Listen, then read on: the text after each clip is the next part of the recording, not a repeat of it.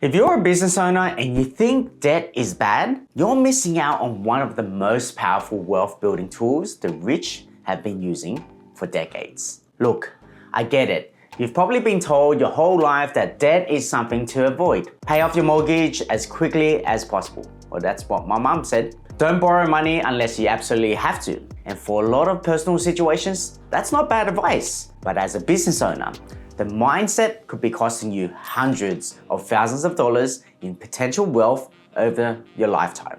I'm Davie Mach. I'm a chartered accountant, and I need to tell you something that might sound counterintuitive. The wealthy don't avoid debt. They actually love it, but they're very selective about the type of debt they take on. Over the past 18 years, I've worked with hundreds of business owners, and the ones who build serious wealth understand this fundamental principle. Not all debt is created equal. There's debt that makes you money, and there's debt that costs you money. And knowing the difference is absolutely critical for your business. So in this video, I'm gonna break down exactly what good debt and bad debt look like, why the wealthy actually use debt as a wealth building tool, and most importantly, how you can apply this to your own business and investment strategy. Because once you understand this concept, you will never look at borrowing money the same way again. When I first started out as an accountant, I started to realize the clients who make the most money are the ones who borrow the most money. And that used to confuse me because I grew up in an Asian household where my parents always told me debt was bad. You shouldn't borrow money. It's got something to do with our culture. I don't know, but they drilled it into my head that borrowing was dangerous. But then I started noticing a pattern with my wealthiest clients. They were using debt as a tool. They weren't scared of it. They were strategic about it, and I want to show you how it works. But first, let's start with the difference between good debt and bad debt. Think about the people in your life. You've got good friends and you've got bad friends, right?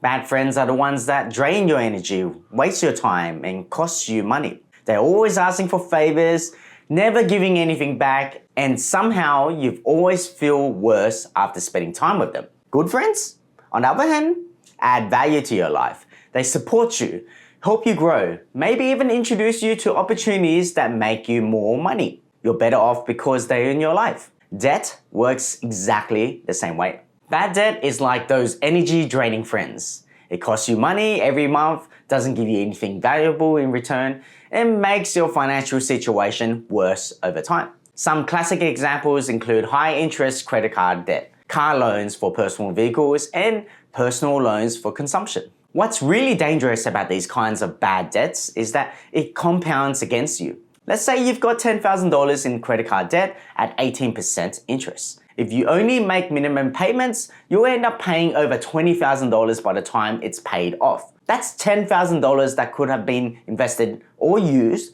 to build wealth, gone forever. Good debt is like those valuable friends. It might cost you something up front, but it pays you back more than you put in. It actually improves your financial position and helps you build wealth. The classic example are investment property loans. You borrow money to buy a property, the property generates rental income that covers most or all of your loan repayments, and over time, the property increases in value. So you're using the bank's money to buy an asset that pays for itself and grows in value. That's good debt. Business loans can be good debt if you're borrowing to invest in assets or activities that generate more income than the cost of the loan. For example, borrowing money to buy equipment that allows you to take on more clients or to hire staff that will generate more revenue than their cost. Even some personal debt can be good debt. Your home mortgage, for instance, because property generally appreciates over time and you need somewhere to live anyway, and it's pretty good for your mental health. And this is exactly why the wealthy don't just use debt, they actively seek it. It's called leverage.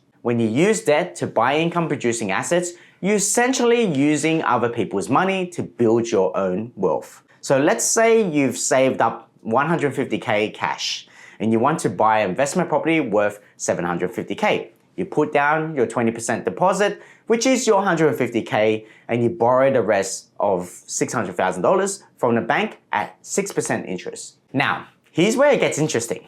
If the property grows at just 7% per year, which is pretty conservative for Australian property over the long term, your property is now worth about $802,500 after 1 year.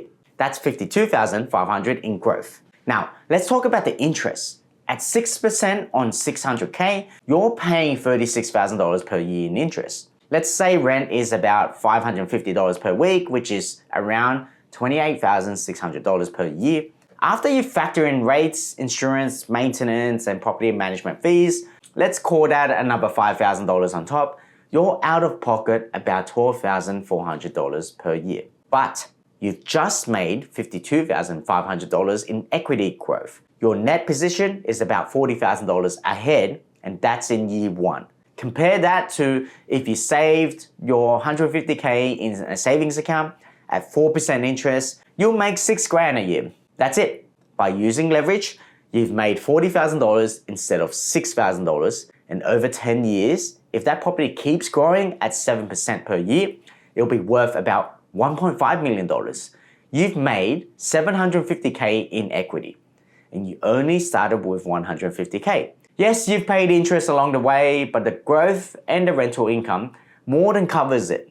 The same thing applies to business. If I only had cash to hire one accountant, let's say the accountant cost me $100K per year in salaries, super, and overheads. I could make maybe 2 to 3 times in revenue, so say $200K to $300K in turnover. That's $100 to $200K in gross profit from one person. But what if I borrowed money from the bank and hired 8 accountants instead?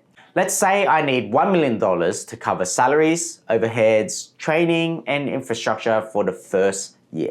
If I borrow that $1 million at 6% interest, I'm paying $60,000 per year in interest. But if each of these 8 accountants generates 3 times their salary in revenue, so $300K each, that's $2.4 million in total revenue. After paying salaries and cost of sales, I'm looking at $1.4 million in gross profit. Even after paying the $60,000 in interest and other expenses that I have to pay for, I'm still miles ahead compared to just hiring one person with cash. I've just accelerated my growth by using the bank's money instead of waiting years to save up enough cash to expand. And that's exactly what the wealthy do. They use other people's money to multiply their returns and build wealth faster. The bank doesn't get any of the upside. They just get the interest payments. You get all the capital growth, all the rental income, all the business profits.